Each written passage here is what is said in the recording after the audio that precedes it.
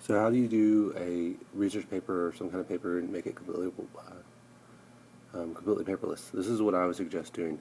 The first thing I would say is get your students to give you their information. The easiest way to do that, because again we're going to try to get their emails and everything, is create a form. So let me go back.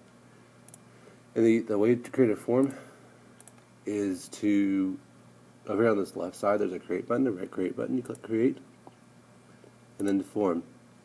The reason I say create a form is because that way you can gather your students' information in a very simple, localized area. So, student, so I'm just going to label this one student info. Let's make it cute with blue birds. You can always choose a different style later.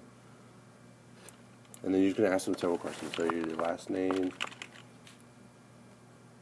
change this to a text form, and then make it a required question. Add another thing. I'm going to do first name. And what this is going to do, again, we make a required question,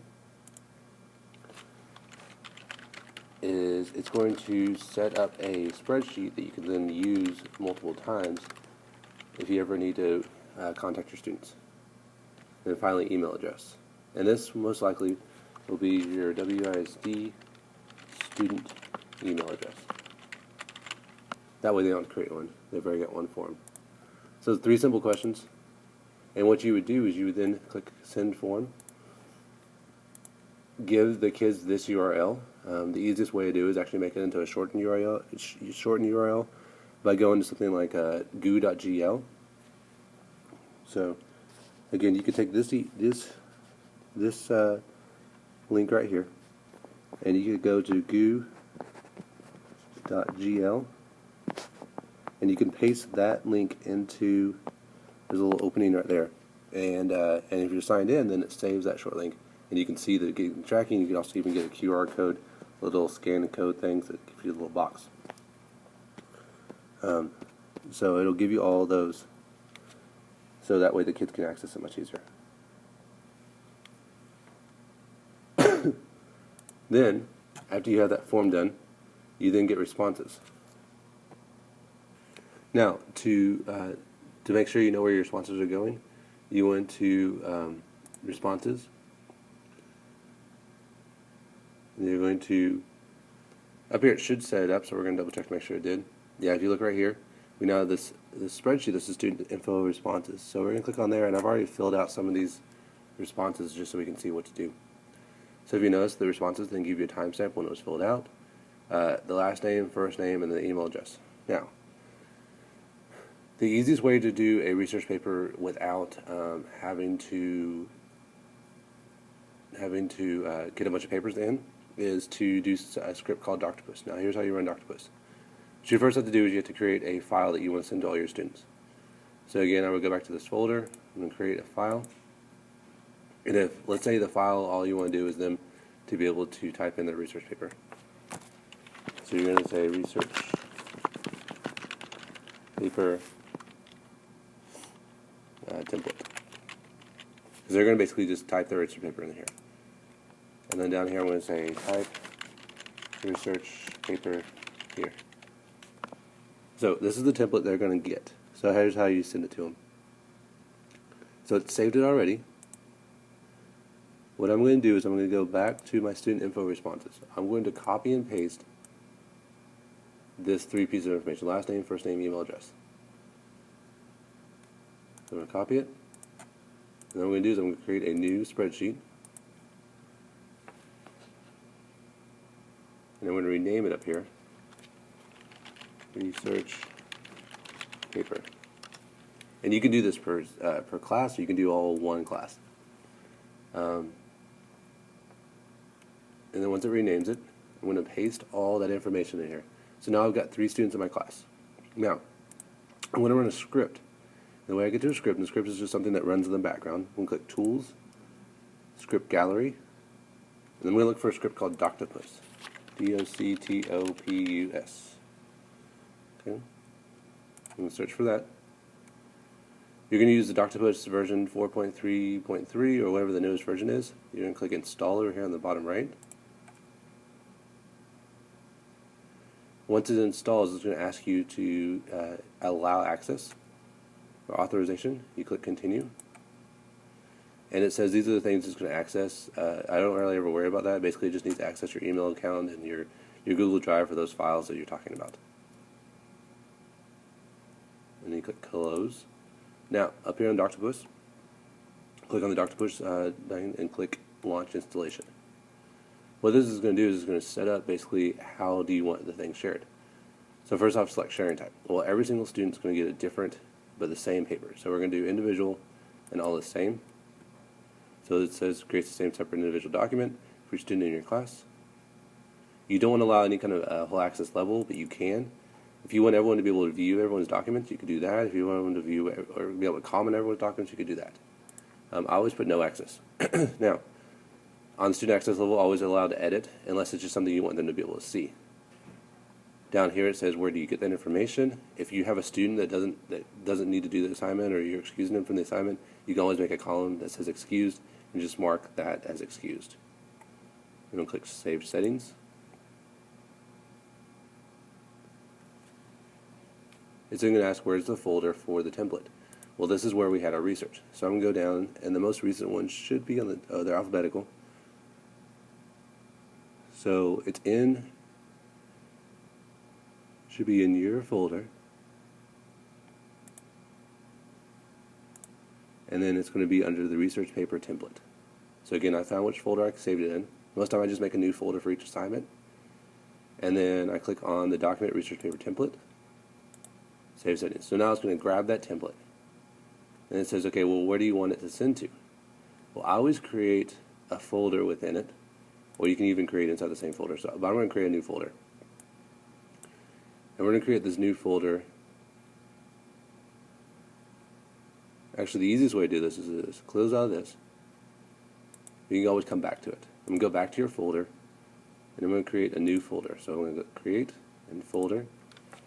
I'm going to create this research paper. And you can create new folders for each class. I do that sometimes, or if I just want one assignment, I'll just do it for one assignment. And notice that this research paper now has that folder, so I can actually click and drag each of these pieces that go with the research paper I will put into here.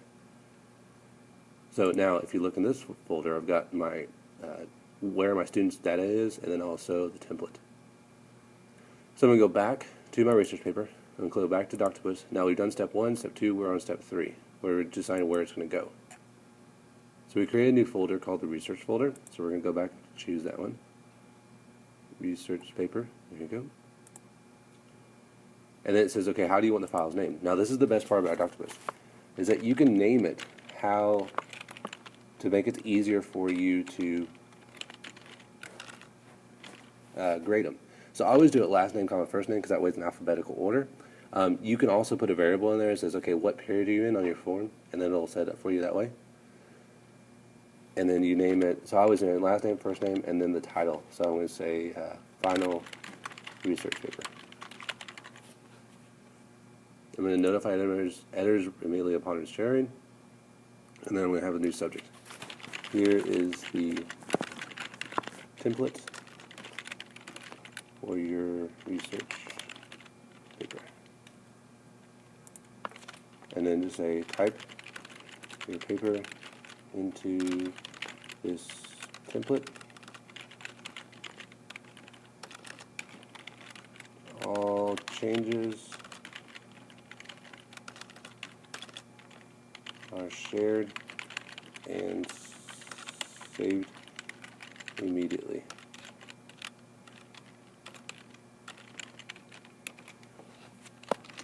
Thank you, your teacher. And so this will send out an email, and the email will have a file attached to it that's labeled their last name, first name, and final research paper. And then this email inside the body will say save the type your paper in this template, and then all changes are shared and saved immediately. I'm going to click save, share, save settings, and then it shows you a preview of what's going to look like. So Martha test is going to get this this paper, and then click run, copy, and share.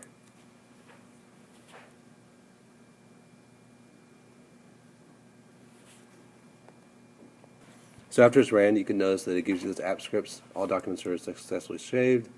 and then it gives you kind of some heads up. So you click OK, and you notice now it talks about, okay, here's the files, here's when they were last edited. You can type in a grade and the written feedback. These will be sent back to your students. If you notice on each of these, it now shows you where their file is. It didn't save correctly, so I'll have to go back and fix that. If you click on the link, it'll open up a new link for their actual paper. So I figured out what the problem was. If you notice, I've now changed it, and now instead of saying last comma first, it actually says their last name and the actual first name. So here's how I changed this. What I messed up on was on step 3, when you determine what the naming pattern is, you have to use exactly what this says up here in the blue.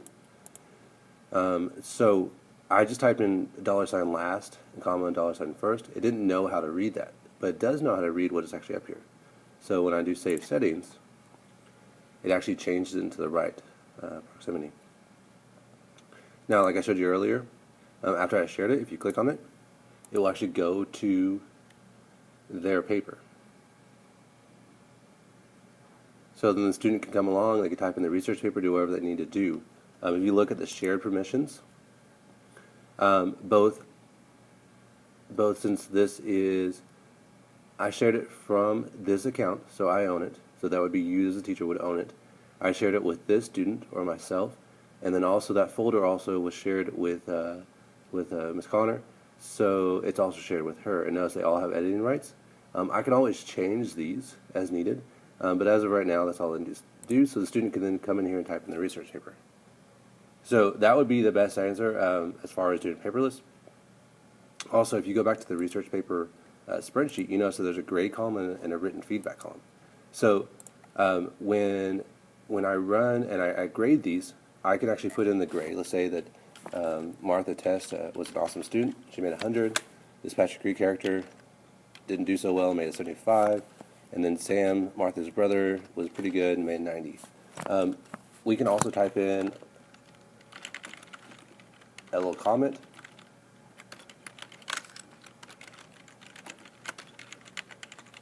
And then when we click on this octopus, right here where it says embargo for grading, what that will do is it'll actually pull it from their files. The file will still be there, but it will be as a view only. So if you say this is due on March 21st, then you can embargo it on March 21st, and they can't access it anymore. They can't change anything. They can't turn it in anymore. It's stuck. So it sets a very solid deadline. And then right here where it says send personalized emails to the students, what that means is that then I can then say, I can send all these emails up to the students and say, okay, here's your grade, and here is the comment. So I'm going to run that one. So when you click on send personalized email, it gives you a setup. It says, okay, what email address? And then you can change the subject line. You can say feedback on a research paper, and you can then give them a message. So here's the standard message: dear student. You can even put in dear and then use the tag dear and then whoever the student's name is, so first name. Your grade on this document is, and they'll say, and they can click on the link there and they'll say is a 75. You need to make sure that you answer all the questions, whatever you need to write right here on the written feedback, which is, you don't change that part. That's actually from the column, whatever you typed in over here on this side. And you scroll down, and it says, please email your questions, best, your teacher. And then you just click save and send emails, and that'll send an email to every single student, so they know what their grade is automatically.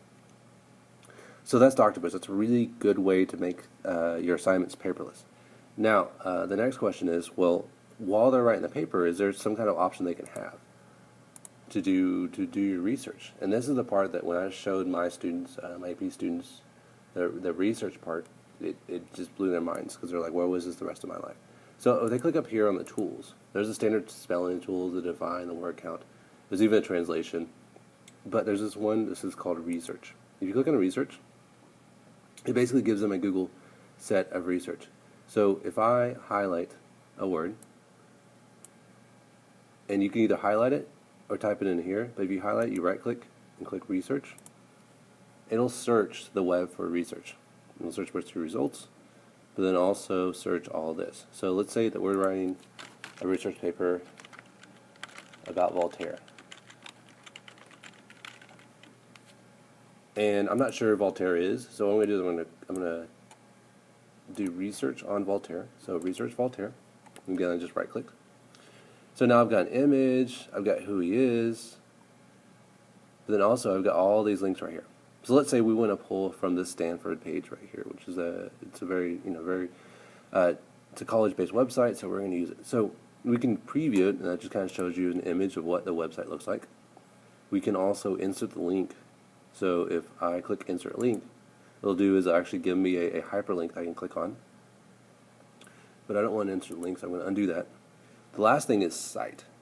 So if I say Voltaire was a writer and a public activist, well, how do I know that? Well, I'm going to click cite, and what that'll do is it'll give me a footnote here, and then that footnote now becomes on the very bottom.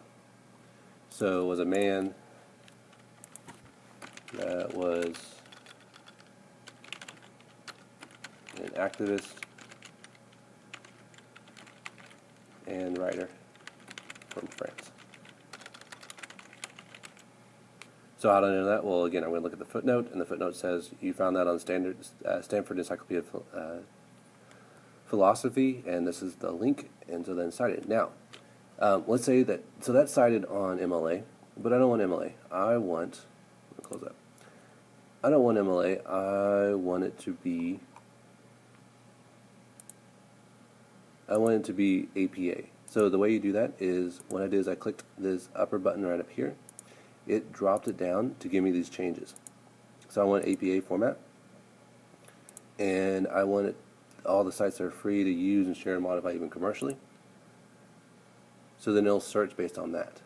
So then you can have the same basic results. It might change a couple of things.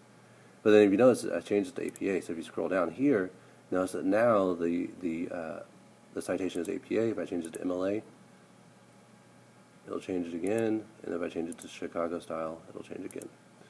So again, that's the research part. I don't know if that would be useful, or if you want to change something else, but I took that as assigning my work for my students. At least then it has, okay, well, where did I get this? And they can then copy this and put it onto an actual works cited page. So again, this is one way you can do research papers, making it paperless. And always you can email me or come back to me to contact me if you have any questions.